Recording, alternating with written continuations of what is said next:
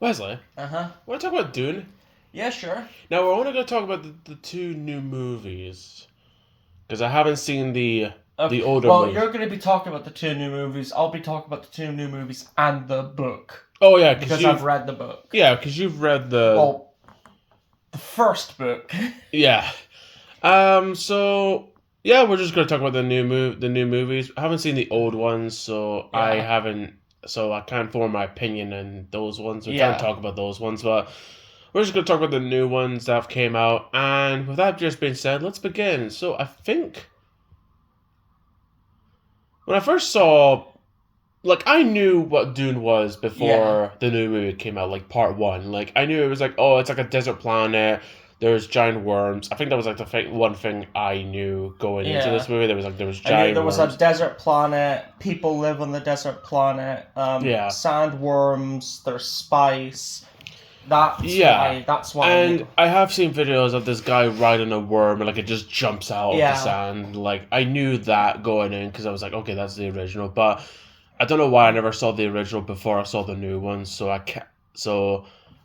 can't compare the two because I haven't seen one Yeah. to compare to the other.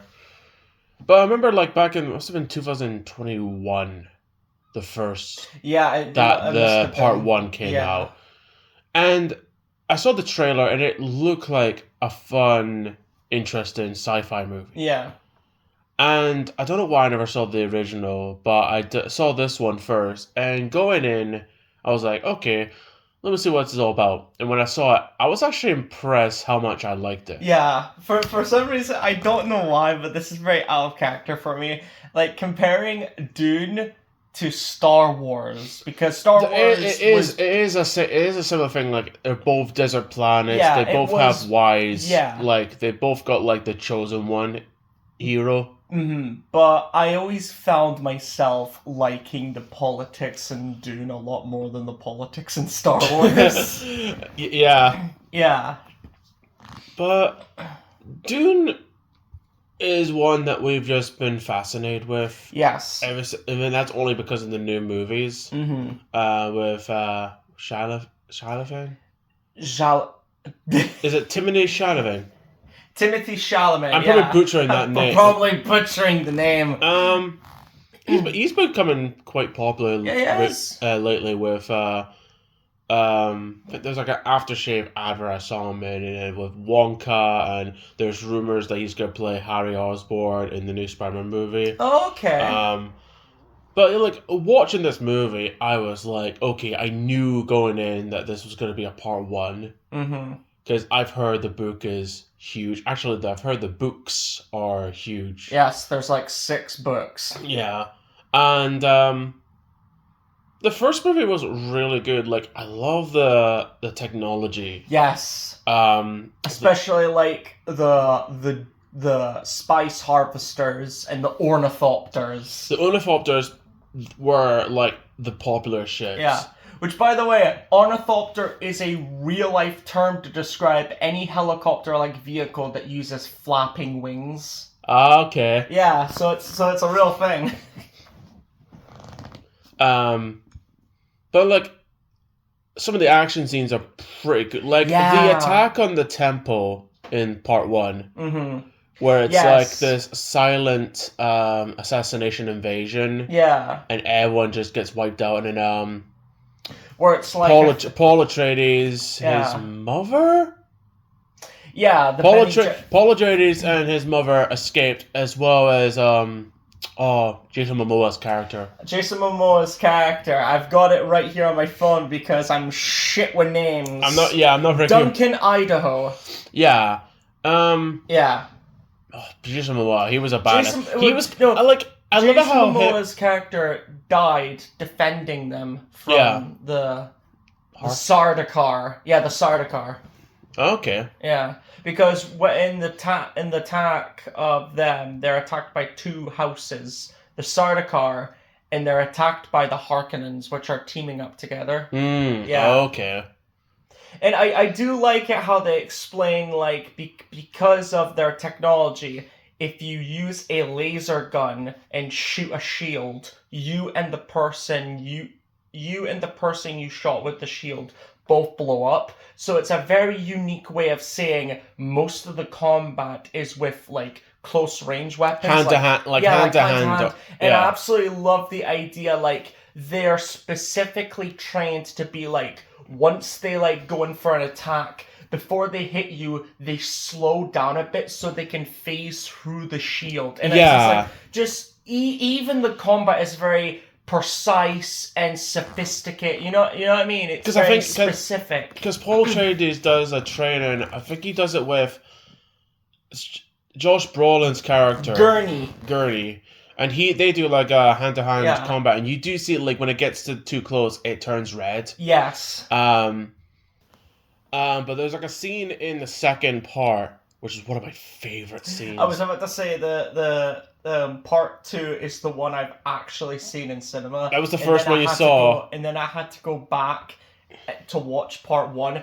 I fucking love part 2. Yeah, there's a black and white arena, which is one of my favorite scenes in the entire movie of Paul Atreides' cousin. Phaedra Alpha Harkonnen. Yeah, who's like the scariest character in the movie. In the books, he's way more fucked up, but in the movie, he's got like he's very calm and calculated. He's very calm and he has a sense of honor. That isn't in the books, considering he fights with.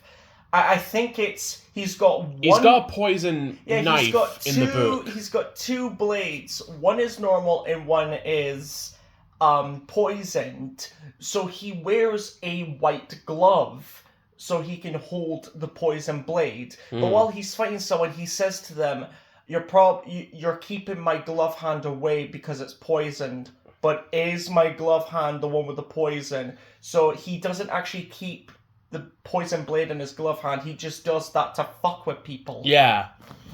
But there's a great scene with him in this black and white arena where when they do the shield thing, Yeah. you see black.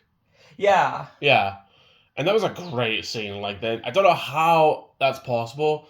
What was that? But it kind of reminded me a bit of like Oppenheimer, how it goes back and forth into like color and then black and white. We just saw that. We just saw day. Oppenheimer recently, and it did remind me of Dune Part 2 with like you have this black and white arena. Where they're in Gaiety Prime, and it's just like a black and white. And their fireworks are like black, and it was like ink blots. Yeah, I just thought that was really cool. One of my favorite scenes. I absolutely to introduce this crazy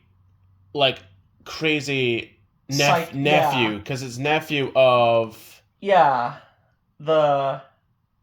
because I think they explained that the Harkonnens and the Atreides, albeit like very rival, like for ages they've been rivals with one another, but at the same time they're also cousins. Yeah.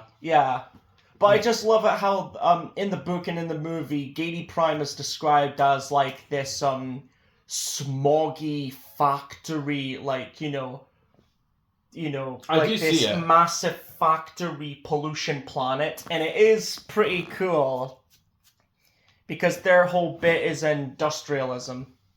So I love the way the planet looks like that. Baron Harkonnen? Baron Harkonnen. Baron Vladimir Harkonnen. Yeah, his nephew is... Yeah. Who's having the guy who's having the arena, and I love it how...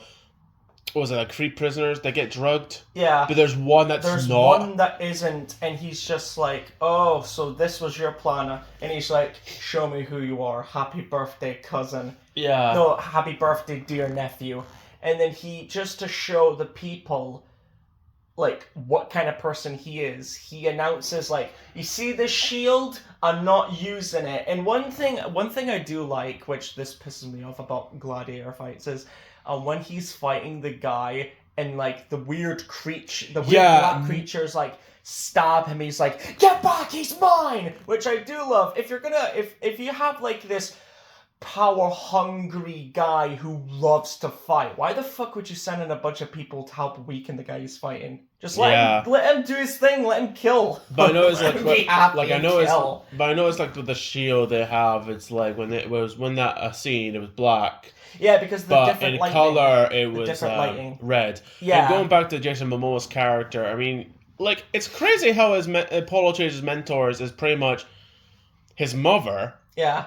Oscar Isaac, who's his father, Yes. Jason Momoa, and Josh Brolin Yes. are like his mentors throughout part 1 and part 2. Which I do feel kind of bad for Josh Brolin playing Gurney. Because in the books, Gurney is described as a grotesque lump of a man with a scar on his face. And I'm like, I can't tell if it's a good thing that he's played by a good actor, or it's a bad thing that the actor is playing a character who's meant to be ugly. If you think that's bad, there's a Phantom of the Opera movie. And the Phantom of the Opera is meant to be this disgusting, discarded, like, creature of the night. But in the movie, I swear to God, they pick... They pick a handsome guy to play him. They pick the most good-looking, handsome guy ever to play him, and it's Jerome Butler. Yeah. And I'm like, wait a minute. What? You could have just picked, like, Bill Skarsgård to play the hit. Whoa. You could have just picked Bill Skarsgård. Or you could have picked, I don't know, someone who's creepy to play Phantom of the Opera. But yeah, on the topic of Dune... But yeah, I love like I said, I love the combat. I love how it's like the action scenes in both parts are really good. Like the attack on the tempo is really well done. There's another one where they get back their city back, and Josh Brolin's character, who comes back, meets up with Dave Bautista's character. Yeah. Dave Bautista's character, I think... It's Beast something. Yeah. That's the Rabban the Beast. Yeah. Rabban Harkonnen. That is the closest you ever get between Thanos versus Drax. That is the closest... A rematch! That is the closest you're going to have that in a movie. But no, like, there's a scene where they first meet. The fight is short because it doesn't last that long. It just lasts like a minute and that's it. But the scenery, the camera angle, like the colors, is well done. Yeah. Actually, the thing is, despite being a desert planet, there's some great shots and great moments. Yeah, especially in the sunset where it's like an orangey desert. Yeah. That was beautiful. Okay, if I have to name one nitpick about the desert, is that when I went to cinemas to see it, I have to admit, when you see Paul Atreides in the nighttime, like in night, with this big dune worm, I couldn't see a thing. But yeah, I'm pretty sure I couldn't see a thing. When they put it into TV, they kind of brightened up the screen a little. Yeah. But yeah, speaking of sandworms, I love that bit in the second movie where like you have the Sardaukar protecting the Emperor, and like one of them notices the vibration of the sand, and then they're like looking at this massive like sandstorm wall, and then and all you just see is this giant mouth coming out, and then there's like a bunch of them just coming. That was a great scene. And I'm like, that is desert power. That's a great scene. The scene, there's two scenes where they're taking out these big vehicles. Yeah, the harvesters. Yeah. Which, by the way, I love it how they're like, I don't know how you call them, but they're trying to get they're like spiders. Yeah. But I love it how there's two scenes. One of them is where Paul Atreides and Zendaya's character. Yeah, Cheney, I think. Cheney, yeah. There's a scene where they have to take down the vehicle, but there's also one of those. The ornithopter is like, and it's got like a machine gun shotgun thing. That was a great scene, but I love it how after that it cuts to them with these big laser sniper rifles. Yeah, they're just like cutting. Yeah, it just slices them. Like, I have seen heat vision in lasers. These lasers cut through this massive machine like it puts the Death Star to shame. Yeah, like it was a hot knife to butter. It was clean as fuck. And there's another scene where they take down another vehicle, is when Paul Atreides meets up with Josh Brolin's character again. Like, they come out of the sand and he grabs him and it just shows his Paul Atreides. Yeah. And then they're united, because I thought he died. But Young pup, I can still hear your footsteps, old man. And it's just like, yeah, they're united. Yeah. There's this cutaway action scene that happens out of nowhere. It's when the Harkonnens' base gets blown up Yeah. and they evacuate. Yeah. I love that because it just comes out of nowhere. Especially that scene where it's just like, oh, what's this building? And it's just like, the battle, and then it just blows up, and I'm like, what the fuck's happening here? The battle scene that you mentioned when the Dune sandworms yeah, come out, yeah. Like that scene was amazing. Yeah. I've heard people complain that it was a waste of a battle because after it starts, it just cuts to inside the temple, and you never seen the battle. But apparently, that actually happened in the book. Yeah, it's meant to be that. It just cuts like that, so I don't know why people complain when it's identical to the book. But yeah, the movie is 1,000 times more easier to understand than the book, because the book, there's literally a scene, there's literally a line in the book that describes the whole book. There's literally a bit where it's just like, the Baron, right? Mm-hmm. The Baron is in a room with Piter and I think it's like a really younger version of Feyd-Rautha.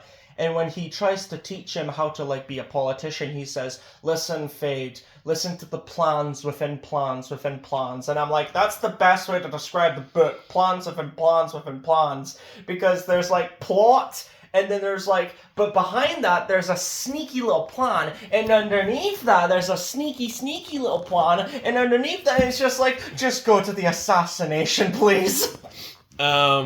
But speaking of which, in the book, Piter, he is the Harkonnen Mantat. Remember, he's played by the guy who's played by Polka Dot Man. Oh, yeah. Yeah. He's much more sick and twisted in the book. He's like a very much like, he loves pain and pleasure. He's addicted to spice because he's a Mantat with blue eyes. So he's like addicted to spice, and he's just like, you know, he's a very psychopathic, like, materialistic Harkonnen. But in the movies, he's very much like a cold, calculated person, which, I get he's a Mantai. He's basically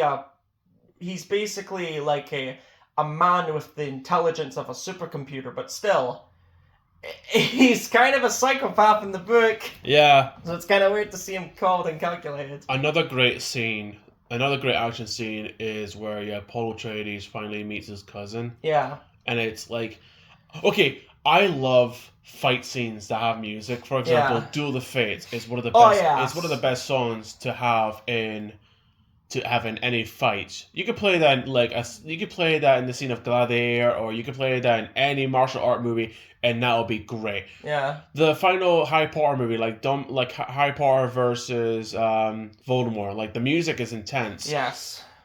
But I also love it when a fight scene doesn't have music, and all you hear is just like the noise of them like grunting, breathing, and like the weapons, the swords clashing against for example, each other. Like the knives. For example, Bane versus Batman in Dark Knight Rises, like when they're underneath the sewers, like that scene was intense because it was just the grunts, it was like the punches, it was great, and it has no music.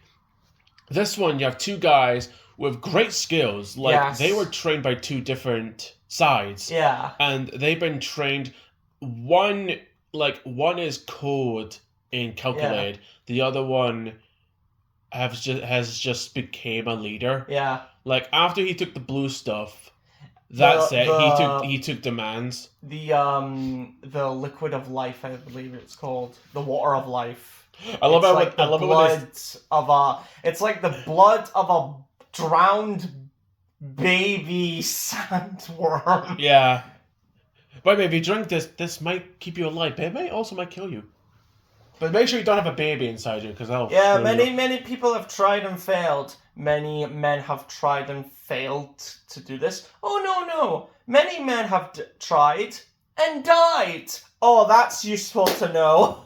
But anyway, you're going to have to drink this. I don't want to die. Drink it. Be a martyr. Yeah, but going back to that fight scene was so intense. Yeah. Like, the moves, like... it was well shot. Yeah. Like the beautiful sun in the background and like the color, the surrounding and the colors, like shades and stuff like that. That is good, like great cinematography. I'm glad that when we were seeing the BAFTAs and the Oscars, Dune Part I'm glad 2, it got multiple it Oscars. got a lot of Oscars. Yeah, I'm so happy And about that. It deserves it. Yeah. For special effects, it's got the best special effects. I would say it's also got the best costume design. Yeah. Speaking of costume, the Harkonnens, like I know they're all white and they've got like the black armor, but in the beginning of Dune Part 2, there's a bit where they show up out of nowhere with this armor that reminds me of both the Man of Steel Kryptonians and the Soltarans. Yes, but the more I think about it, they kind of remind me of the Jadoons. Yeah. And their armor, yeah, they do. They remind that the armor is so cool. And another thing I love about that alien race is I'm a sucker for languages. Yeah. Yeah, for example, I love the Decepticon language in the Michael Bay movies. Yes, you do. I love the noise. I love like the detailed sound effects they use. I love the orcs, like when they speak orc in Lord of the Rings. I love their chants. I love their I just love their mark chants because it's like they're getting ready for war, and I love the accents. Yeah, and the vocals. Yeah, like the noise they make.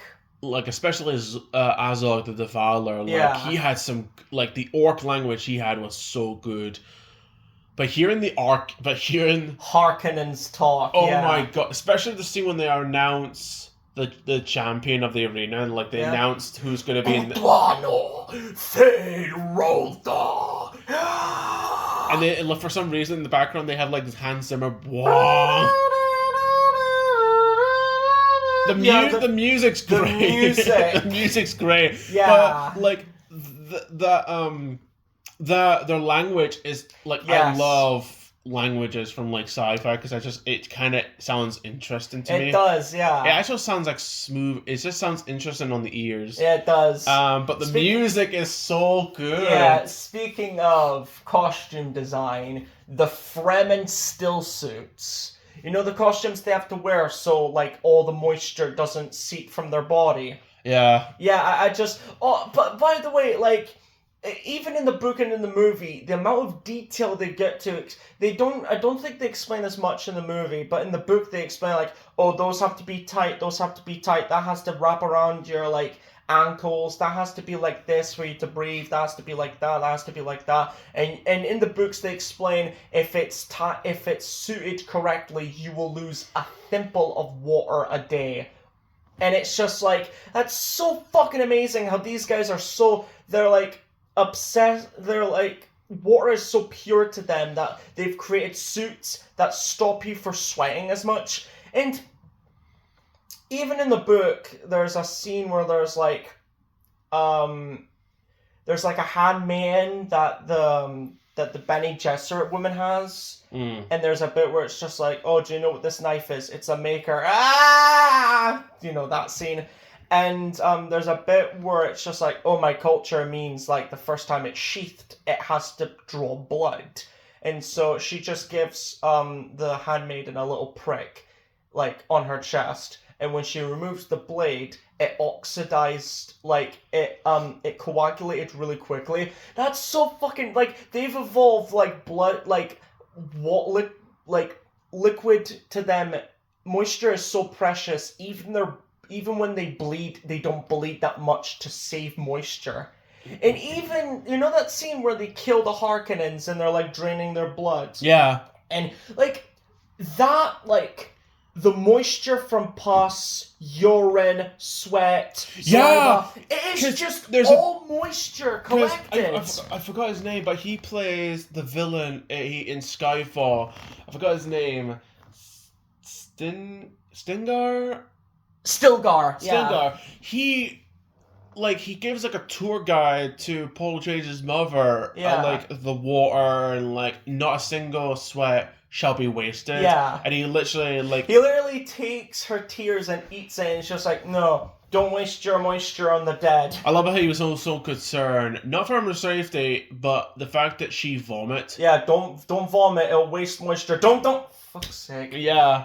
But yeah, they have all the water, like I said, the water that the Fremen drink, that is the moisture from pus, that is the moisture from sweat, the moisture from urine, that is just all the body's moisture just filtered and cleaned into fresh drinking water, and that's just so fascinating to me.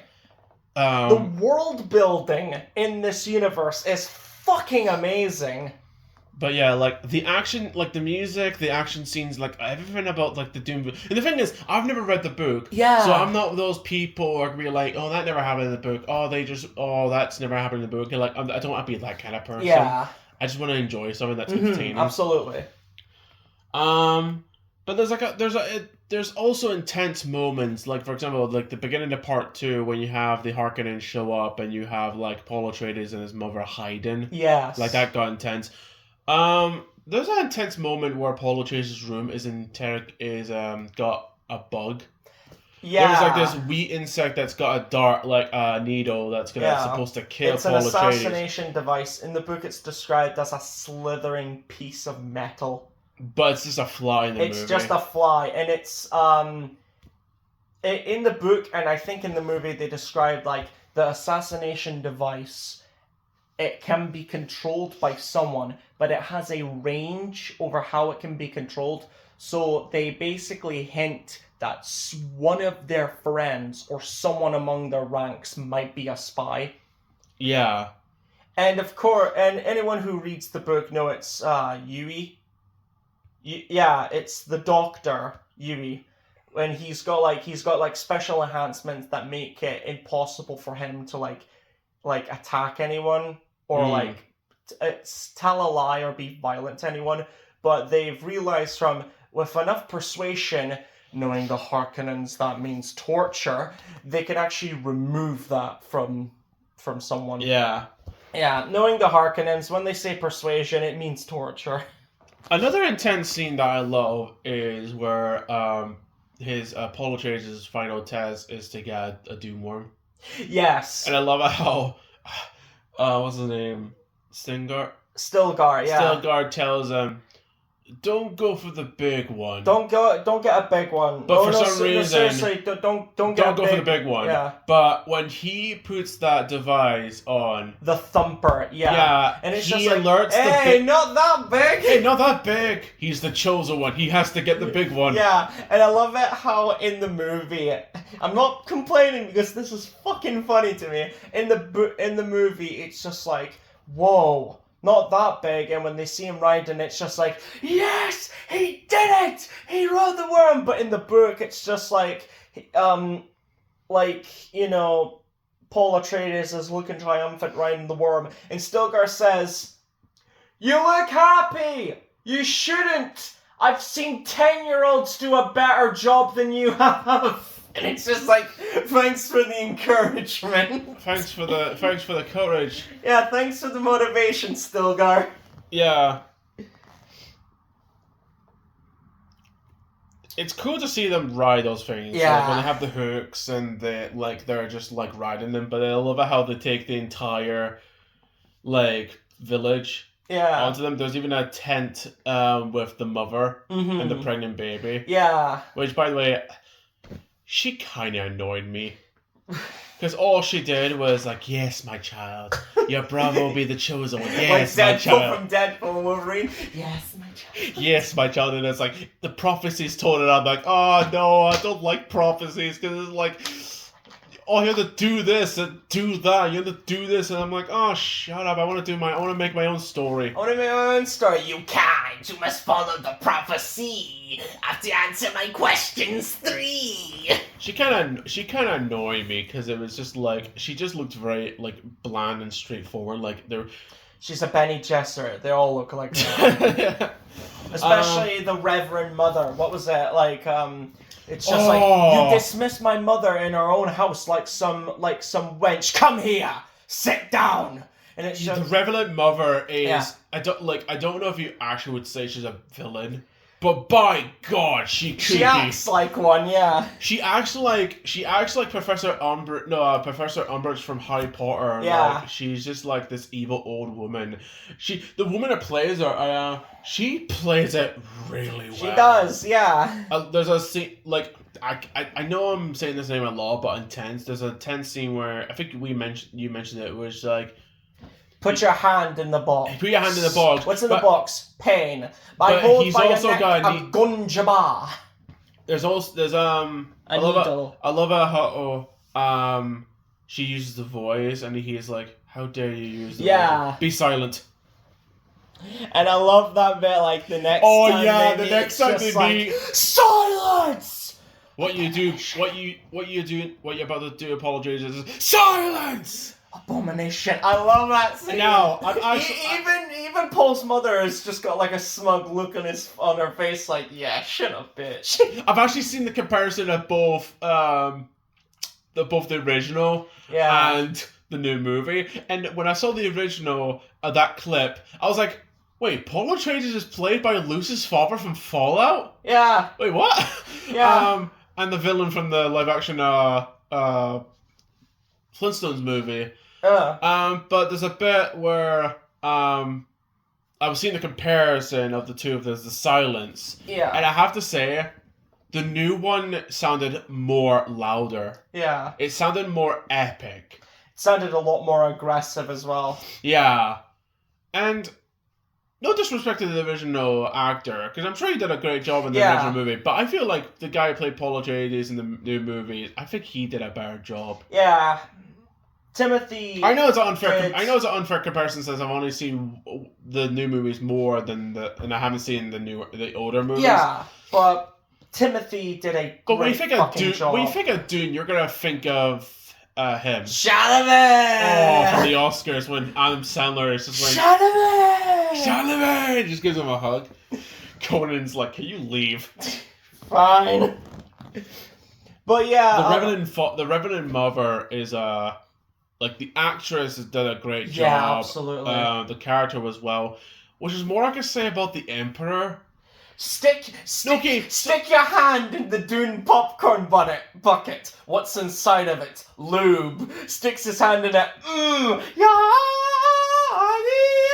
that woman! I bet Doug Walker was annoyed when there was actually a woman singing because he hated the singer that's like you get District 9 and Avatar. It's like, it's like an African singer in the background. Oh God! I bet he was annoyed. He was like, he's like, fuck. Yeah. But yeah, the Emperor. The Emperor, okay. Played by the greatest actor in the world, Christopher Walken. Half the cast should be bears. Half the cast in Dune. If you've seen the Country Bears, you know what we're talking about. You know, get it over sandworms. But no disrespect to Christopher Walken. Christopher Walken has played some great roles. Like his role in Batman Returns is great. He's great. Yeah. I see him in other movies like Country Bears. He's great in it. But in Dune, he is not the best pick for the Emperor. He is miscast. Yeah. You could have had any other person in it. The movie will still be the same. Yeah. I feel like Christopher Walken. It doesn't sound like his usual performance. You know, when you think of the Emperor Christopher Walken, you're thinking of King Louis from the live-action Jungle Book, like, over the top. But this one, he's very calm, and he just kind of like, okay, I'm only doing it for a paycheck. You could have must find him. That's the only that was probably a few nitpicks I would say about the part 2, is that I have to think, I mean, that's probably the only thing a few things I was not a fan of, and like the few things I would nitpick is that the Emperor was kind of miscast. Mm-hmm. But it would have been so much funny if the end credit song was Weapon of Choice. Fuck off. Because think of it. Walk without rhythm. They both have Christopher Walken, and let's face it, if you don't walk without rhythm, you want to track the worm. That's what the people in Dune were doing. But if you walk with rhythm, then you'll never learn. You have to walk like you're sliding, which, to be fair, I could just watch on loop, actually. I know, I like the sand walks they do. Can I just watch that and repeat now? Yeah. I love that. Actually, I could just watch a lot of things on repeat. Yeah. A lot of things on repeat in that movie. Like the action scenes, I can watch forever. Like the music, I could just like go to Spotify and listen to music. Like I don't know if it was Hans Zimmer or if it was someone else, but let's face it, the music sounded like it was Hans Zimmer. And not only the music, I know we've talked about the language, but I think it's like. It is Hans Zimmer. Yeah, Hans Zimmer did the music. That makes sense. I think it was the Sardaukar announcers. And I think the Sardaukar, because when you see Solusa Secundus, the prison planet where the Sardaukar are from, you see them lining up, and then you see one of the announcers is basically throat singing. And I think they're the same people in the... No, not something else. Yeah, they're basically in the intro telling you, like, you know, like, he who controls the spice controls the universe, stuff like that. You know what I mean? They've got, like, that... That kind of language. I love, like, that's, I think, like, the Harkonnens and that, they've got the same language. Yeah, the Harkonnens and Sardaukar have similar language to each other. Yeah. Oh, so I wasn't wrong with that. Yeah, they're very much similar. Yeah. And Dave Bautista, he was like this great villain in the first part, but he just gets sidelined. Yeah, that's the whole point. That's his character. He gets humiliated when he's like, kiss my food. Yeah, that's his whole character in the books as well. He's meant to be like this big tank brain, but at the end of the day, he's just an incompetent twat. You could argue that's what he does in Drax when he's in Guardians of the Galaxy movies. How could the Emperor give everything we've done and give it to this Duke? I love it when he's like angry, especially that bit where they're going towards like the massive sandstorm, and he's just like, we've lost them, snaps his neck, and he's just like, fire! And they're like shooting this mountain. I wouldn't mind Dave Bautista playing Bane. I wouldn't mind that, to be fair, because I mean, he does snap people's necks. That's one thing. He is big and he's bald, so yeah, that's three things. How do you know Bane's bald? He wears a mask all the time. Yeah, but that's. I'm just assuming. Yeah, he's like bald. Bane is. Well, when you take off Bane's mask, he's got hair.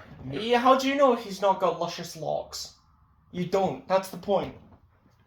Anyway, but yeah, also I love the way the Fremen fight, where it's just like. They practically become the desert, and when people trot over them, they like come out of the desert and they grab them and stab them. Like I mentioned before, when Paul Atreides meets up with Josh Brolin's character, they're actually underneath the sand. Yeah, and there's like this mouse that shows up and just goes away, and they've got like it's similar to when someone hides underwater, and they've got like this straw that helps them breathe. Yeah, they've actually got that, and they pop out. But they do it in the final battle, and they also do it in... Wait. I think they did do in that sandstorm scene where you have the Harkonnens like going through the sandstorm, and they just like one by one get attacked by Paul Atreides or someone else. Yeah. And one of them does eventually attack the beast. Mm-hmm. And yeah, like they're having a fight on like an ornithopter, and he kicks one of them off. Yeah, I love how they're celebrating his training. Yeah, and then it's like, what would they want to call you? What's that mouse thing called? Yeah, what's that mouse thing called? Wadib. Yeah, call me that. I am Paul Wadim Atreides, Duke of Arrakis. That scene when they're all having like this ritual. They're like underground and they're having like this meeting, and he shows up and basically people are gonna challenge him, and he's like, "Do it, I dare you." Like, what about this happened in your past? What about this happened in your past? And they're like, wait a minute, he's saying something about our past. Only Renber mothers can do that. He is the Kwisatz Haderach. It's forwritten. It is was. There reminds me of a meme I saw someone say where it's just like after eating a bean burrito, Paul Atreides has to rush to the toilet to make a massive diarrhea. Stilgar, as it was written. But no, like the Dune movies, like I haven't seen the TV show. Where it takes like thousands of years before the battle. It's got Mark Strong, so I might give that a watch. But I think we're getting like Dune Part 3 next year. Yeah. And you said Part 1 and Part 2 were pretty much like one book. Yeah. Um, Part 1 and Part 2 are based off the first novel, and Part 3, I think it's going to be based off the second novel, which is Dune Messiah. Yeah. Yeah. I think it's best not to say anymore in case you kind of spoil it for people. Because the movie hasn't come out yet. Yeah. Let me tell you what happens in the movie that hasn't happened yet. Spoilers. Spoilers. But yeah, we'll see What is how. it like? How many books? Did you say There's 6 books. 6 books. Yeah. Yeah. We'll see how the third movie goes, and if it's like copying the second book or if it just does its own thing. We'll see. Do you think they're gonna adapt every book, or do you think we'll just make 3 movies and that's it? Well, considering one of the books, Paul has a son who transforms into a half man, half worm thing and practically becomes the god of the universe. How do you think they're gonna adapt that? Spoilers. He dies in the end. But yeah, look, the casting. The cast is a fucking amazing The casting's really good. The world is really interesting.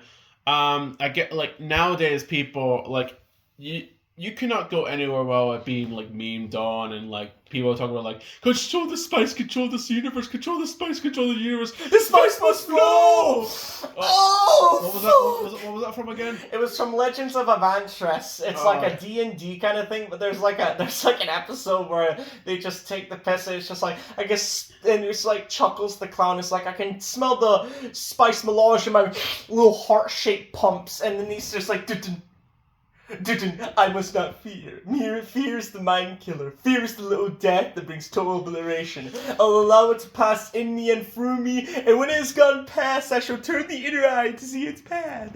Where there was fear, there'll be nothing. Only I will remain. And instead of a box, it's just a person with a fucking net on their head with like the Dune popcorn bucket, and he's just shoving his hand inside. Oh yeah, I would have loved to see people. I would love to get that bucket just to see how. Like, I would have loved to get that bucket. Just like imagine me getting my hand stuck. Remember, like years ago, back in when I went to see Return of the King, I got my You got your hand stuck in the fucking cup holder. Could you imagine and you ripped half of the fucking seat off? Could you imagine if it happened to me in the popcorn bucket? And I'm like, what the this hell? Is my life now. I'm a popcorn. No, don't disturb him. This is my life now. Going for a job interview. Hi, this is the sandworm. What's the race where one of them does show up in the opening of part 1? They do their eye thing. The Mantat. Yeah. He was like, there's a bit in the opening where I think they're like watching like a thing, and it's basically saying like, by the way, in the Spacing Guild, spice is used by the navigators so they can predict or travel. In other words, like without the spice, space travel is impossible. And then like when the Spacing Guild and in the other houses of the Emperor come to meet Leto. Leto says, how long did it take for them to come here? And then the Mantat rolls his eyes back and he calculates how long it took and how much like money it took for them to come here. In the books, he has a much bigger role because in the books, like after the dinner scene, that Mantat kind of hates the Bene Gesserit because in the dinner, like after the dinner scene, there's rumors saying that, oh, you have a traitor, and everyone is saying because of how the message is explained, everyone thinks it's the Bene Gesserit woman. You know, Paul's mother. Yeah. Everyone thinks it's her because of how the instruction is written, as in like, a loved one of many years will betray you, so everyone assumes that it's Paul's mother. Yeah. And so in the books, he kind of has a disdain for her because of that. But he eventually he does find out that it wasn't her. But yeah. Speaking of dinner, there's a scene where Baron Harkonnen. The Baron Harkonnen is eating like food across the table from Oscar Isaac's character. from Oscar Isaac's character, Leto Atreides. Yeah, it was just like, you have a wonderful kitchen here, cousin. I think, what was it? Like, did he had something in his mouth that was like a poison? He had a poisonous tooth, which in this movie, he bites into it and gas comes out of his mouth. But there's another movie where he bites into it and it melts through his cheek. Oh, God. Yeah, kind of like the villain from Skyfall. Oh, yeah. Yeah, where he tries to bite cyanide and it melts his mouth. Duke Leto. Yeah. Duke Leto Atreides. Yeah. And Baron Vladimir Harkonnen. Yeah. We're very shit with names, by the way. But yeah, also I love how they describe Baron is so fat and large that he needs something to like make him levitate. Yeah, that looked kind of terrifying. Yeah, it did. Especially that bit where he rises and he's just like, my Arrakis, my Dune. It reminded me of the Emperor Palpatine from Rise of Skywalker. Yeah. He's on a chair and it's just like it's hovering or something. Yeah. You know what? I think there is gonna be a Doom game coming out. I want to play the. You know what? They made a Lego set. I would love to see a Lego game. Yeah. On part 1 and part 2. I mean, I would love to see it. Could you imagine like an open world Lego sandbox Dune where you go around you could actually have a button that does the rhythm. Yeah. And if you do it wrong, there's like a giant mouth that just comes out of nowhere. Yeah. It's like when you're going out into the water in like the Lego Pirates of the Caribbean game. Yeah, you get like eaten by a shark. If you go too far, you get eaten by a shark. Yeah. There's a bee outside, by the way. It was just near the window. Yeah. Fluffy. I love it when after they drain the bodies, they actually gather the bodies in one area and they just put like the device to alert the worm and you see this giant mouth. Ooh, dinner.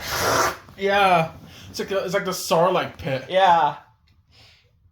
Except hopefully, except it's better than being eaten by the Sarlacc pit because because they say that the sandworms make the spice. So even in the book, they say they're like face to face. You know that scene when they're like in dark and like the mother and Paul get face to face with the sandworm. Oh yeah. And then it's got like a gaping mouth. Mm-hmm. And it's just like in the book, it's described as smelling of cinnamon. Because that's what the spice smells like in Dune. You know what? I bet it has the same effect as like the same drug Jesse and Walter White made in Breaking Bad. Fuck off. You know what? It would have been funny if one of them just says tight. Fuck yeah. It's just like, just stop with the spice. This is not spice. And he throws it on the ground and it blows up. Yeah. I'm the Kwisatz Haderach. Say my name. Paul Wadib Atreides. You're goddamn right. Goddamn right. Oh god. What the fuck have we done?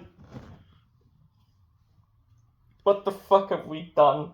I think next year we're getting a third movie. Yeah, we're getting a third movie. Yeah. So I hope it has the same. It should, yeah. I hope it's just like the other two, like good, enjoyable, insane, interesting. I really enjoy these new movies, and I just think maybe I should watch the old movies because I think there's odd budget other movies made by different directors. Yeah, I think there's like 4 other movies. Yeah, I think one of them was directed by David Lynch. Yeah, one's got directed by David Lynch. So who knows? Maybe someday in the future I might watch them. But at this moment, we've just seen the 2 movies, and you've read the books. You've heard audiobooks. Yeah. Of it. I've not only read audiobooks, I've got the book upstairs in my bedroom. Oh yeah, you do. You have a book. Yes. And you've also made a Lego Dune Worm. I have made a Lego Oh, you made a Minecraft one in Minecraft. Which Yes, I have. Which you'll see in my channel.